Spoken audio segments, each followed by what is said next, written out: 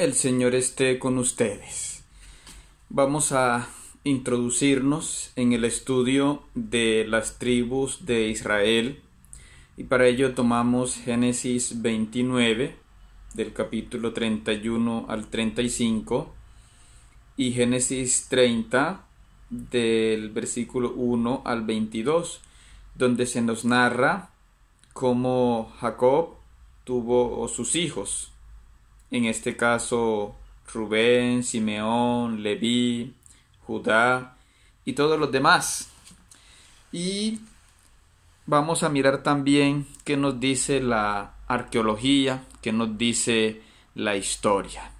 Según Éxodo 12:40, el tiempo de servidumbre en Egipto no sería de 430 años, pues habría que excluir los 71 años de vida de José como virrey, y calculando las generaciones desde Jacob hasta Moisés serían entre 280 y 350 años.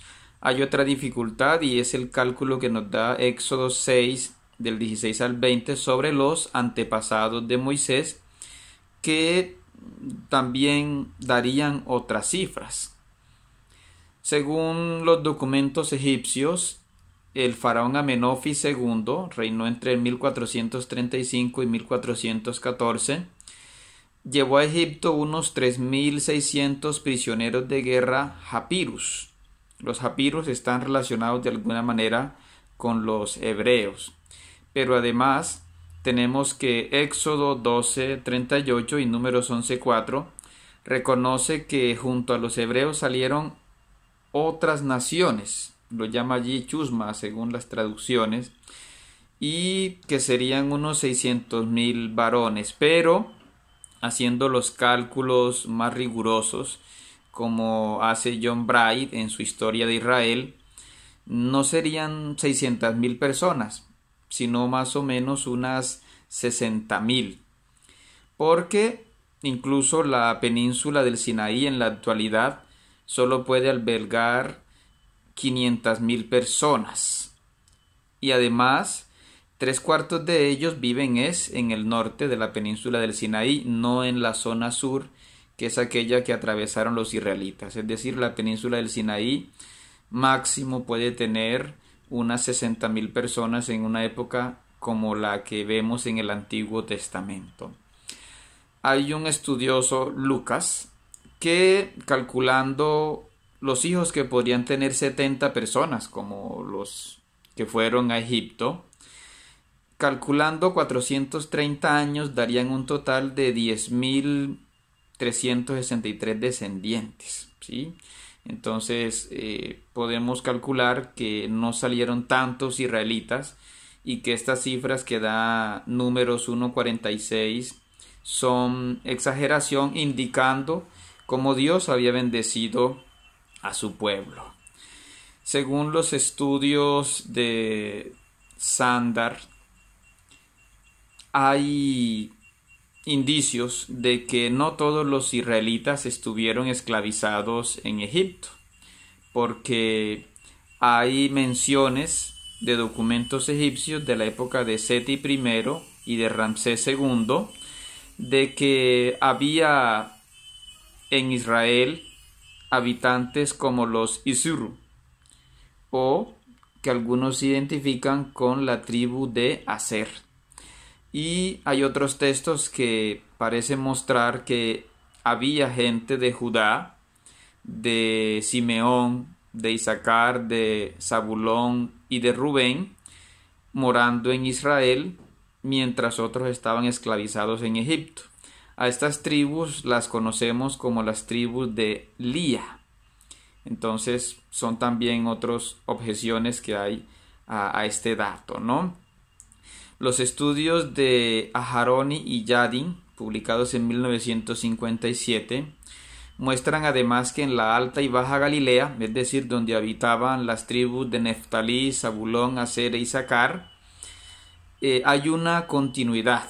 Las vasijas que llaman vasijas de cuello bordado aparecen en la época de bronce, es decir, antes del 1200, hacia el 1350, y siguen apareciendo después del 1200, es decir, la gente que vivía allí antes de la llegada de las principales tribus de Israel siguieron siendo las mismas que habitaron, sobre todo en lugares como Silo, Betel, Hai, Betsur y Tel Mirsin, así como en colinas de Transjordania, ¿sí? Lo que sí llama la atención es que desde el 1200 va desapareciendo el consumo de cerdo, mientras que se mantiene el consumo de cerdo en otros lugares. Ya se nota en cambio una diferencia en la agricultura, en los entierros, ¿sí?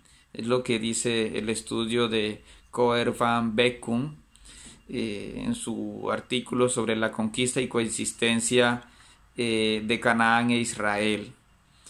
Hay aspectos que muestran claramente que las nuevas tribus tenían cosas distintas a el pueblo de Canaán, y es por ejemplo la manera como se relacionaban con Dios, con Yahvé, la intolerancia a tener muchos dioses, su manera de ver la escatología, su monoteísmo, sus exigencias éticas, porque por ejemplo los israelitas ya mostraban rechazo a la mutilación, a las orgías, a los ídolos.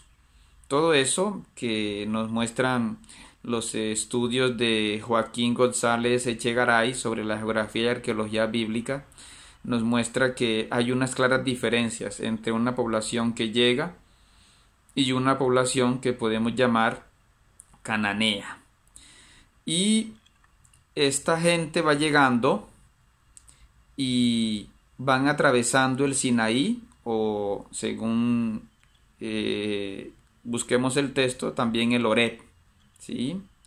Este monte lo podemos identificar con el actual Jebel Musa en el norte del Sinaí, o con el Jebel Arab en el Golfo de Aqaba. Esto es ya en la frontera entre Arabia y Egipto, ¿no? Lo que sí está claro es que estos que salieron de Egipto partieron de lo que se llamaba Pi Ramsés o Tanis o sus alrededores, porque el faraón Ramsés II vivía en Cantir, y que siguieron por ahí la ruta de Sucot, que se llamaba en egipcio Pitón Tecu, que significa la ciudad de Atum, ¿sí? Y seguirían luego por Etam hasta la fortaleza egipcia de Hatem al sur de Tecu, luego Pi Hahirot, Migdol, Baal-Safón, como nos dice Éxodo 12. De allí pasarían el mar de las Cañas en los lagos amargos, que es una parte del Mar Rojo, atravesarían Pelucio y seguirían por la ruta al sur de la península.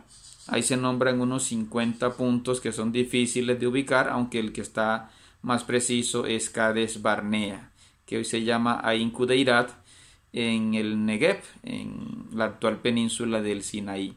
Y también Esión Geber, que es el puerto de Aqaba, cerca de Eilat. Es el único puerto, pues, de Israel sobre una parte del Mar Rojo.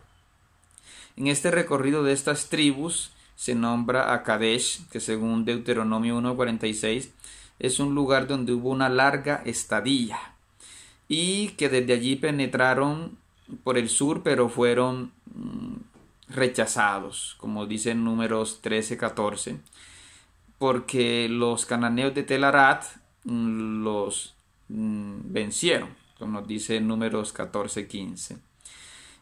Parece que allí también se encontraban unos clanes que no eran israelitas y que se llamaban los calevitas, los kenitas y los kenicitas, donde había un líder muy destacado que era Otoniel, que después estas tribus, estos clanes, se vincularon a Judá y a Simeón.